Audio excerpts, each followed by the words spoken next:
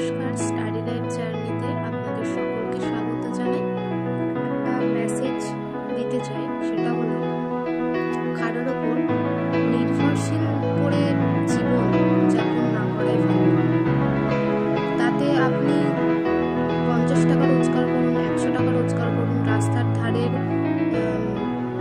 দোকান থেকে মোমো কিনে খান, কিন্তু নিজের টাকায় করুন। নিজের যদি কখনো মুড সুইং হয়, যাতে নিজেকে একটা ডেয়ার মিল্ক কিনে নিজেকে গিফট করতে পারে, এরকম চিন্তা ভাবনা সবসময় রাখা উচিত।